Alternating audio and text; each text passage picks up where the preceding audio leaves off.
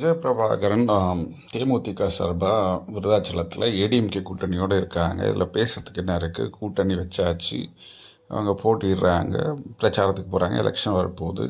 இதில் என்ன பேசுகிறதுக்கு இருக்குது அப்படின்னு பார்த்தீங்கன்னா, மக்களுக்கு சில விஷயங்கள் சொல்ல வேண்டியது இருக்குது. இப்போ இதில் பார்த்தீங்கன்னு வச்சுக்கோங்களேன், இவங்க கூட்டணி வைக்கக்கூடிய ஒரு கட்சி ஏடிஎம்கே ஒரு ஊழல் கட்சி, திமுக ஒரு ஊழல் கட்சி.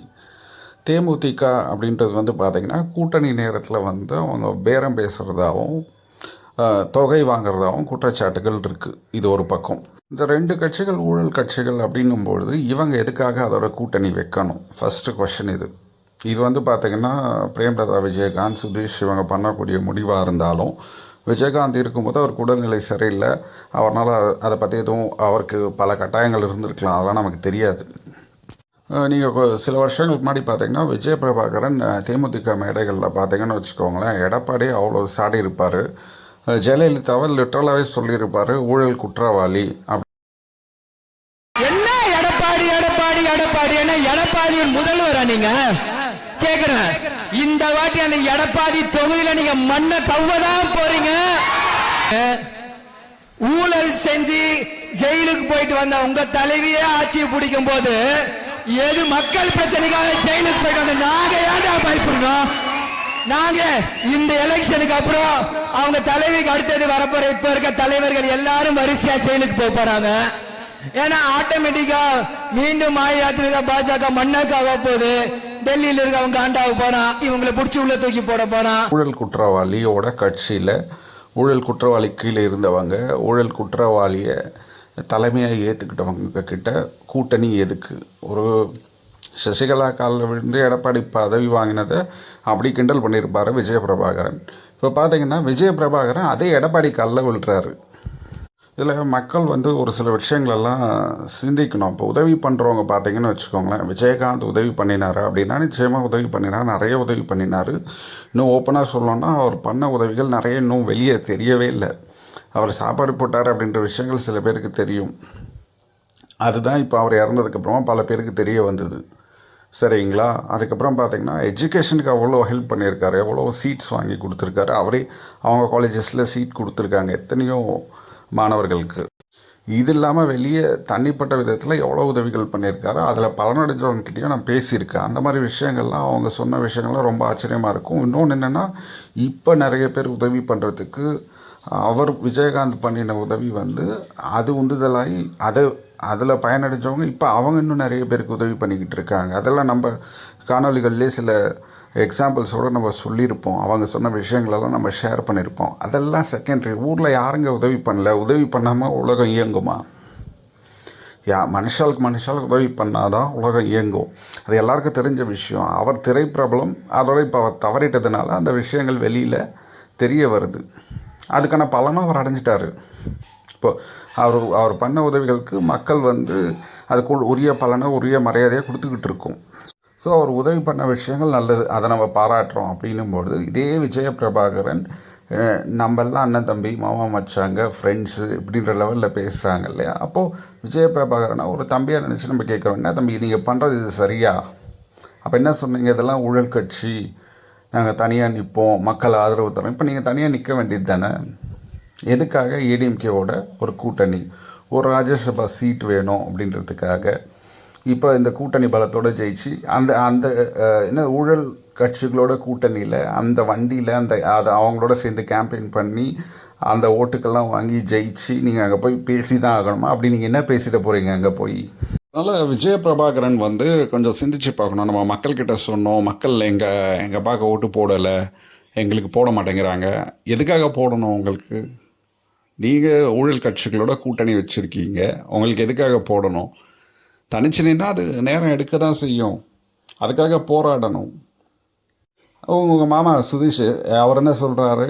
நாங்கள் பணம் கொடுக்கறதுக்கு ரெடியாக இருந்தோம் அப்படின்னு அவர் ஒரு பேட்டி கொடுக்குறாரு. அதை பற்றி இதுக்கு முன்னாடி ஒரு காணொலி போட்டிருப்போம். அப்போது நீங்கள் ஜனங்களுக்கும் பணம் கொடுக்கறதுக்கு ரெடியாக இருந்தீங்க அப்படின்னும் போது நீங்கள் பணம் வாங்கியிருக்க மாட்டீங்க அப்படின்றது என்ன நிச்சயம்? ஒரு கேள்வியாக கேட்குறோம். நீங்கள் வாங்கிட்டீங்க, பெட்டி வாங்கிட்டீங்க, தொகை வாங்கிட்டீங்க. இவர் சாணக்கியா இன்டர்வியூவில், பாண்டேயோட இன்டர்வியூவில் இவங்க திருமதி பிரேமலதா விஜயகாந்த் சொன்னாங்களே தொகை அப்படின்னு சொல்லிட்டு அதுக்கப்புறம் அப்படியே மாற்றினாங்க. தொகையா தொகுதியா அப்படின்றது தெரியல. அதெல்லாம் கொடுத்துட்டாங்க அப்படின்னா நீங்கள் தொகை வாங்கினீங்களா இல்லை தொகுதி கேட்டு வாங்கினீங்களா? அதுக்கு முன்னாடி 10 சீட் தானே கேட்டீங்க. 10 சீட் கிடைக்கல. நாங்கள் கேட்டதை கொடுக்கலாம் சேர மாட்டீங்களே யூஸ்வலாக நீங்கள். இப்போ ஏன் சேர்ந்தீங்க? அதுவும் ஜெயிக்கிற தொகுதிகளாக தான் வேணும். மக்களுக்கு சேவை செய்கிறதுனா எப்படி வேணால் செய்யலாம். இப்போ உதாரணத்துக்கு எடுத்துக்கோங்க. இப்போ விஜயகாந்த் கிட்ட உதவி பெற்றவங்க பார்த்தீங்கன்னா அவங்க ஏதோ ஒரு வேலைகள் செஞ்சு அவங்களும் உதவி பண்ண ஆரம்பிக்கிறாங்க. அப்படி கூட உதவிகள் செய்யலாம். நீங்கள் அரசியலுக்கு வந்து ஊழல் கட்சிகளோட கூட்டணி வச்சு அதுக்கப்புறமா வந்து தான் நாட்டுக்கு சேவை செய்யணும் அப்படின்ற எந்த கட்டாயமும் இல்லை. ஒன்றும் இல்லை, உதாரணத்துக்கு எடுத்துக்கோங்க.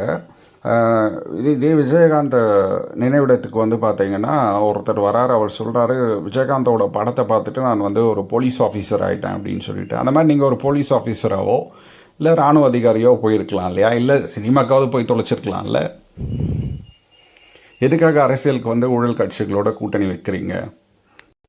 விஜய் பிரபாகர் அன்னைக்கு சந்திரகுமார் உங்கள் கட்சியை விட்டு போயிட்டாரு, அவர் உங்களுக்கு பண்ணினது துரோகம் அப்படின்னா நீங்கள் ஊழல் கட்சிகளோட கூட்டணி வைக்கிறீங்க இல்லையா? நீங்கள், உங்கள் அம்மா, உங்கள் மாமா, தேமுதிக கட்சி, இது மக்களுக்கு செய்யக்கூடிய துரோகம்.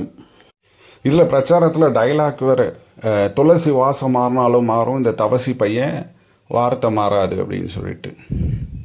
என்ன வார்த்தையை நீங்கள் காப்பாற்றிருக்கீங்க? அன்றைக்கி என்ன சொன்னீங்க, நீங்கள் என்ன பண்ணிகிட்டு இருக்கீங்க?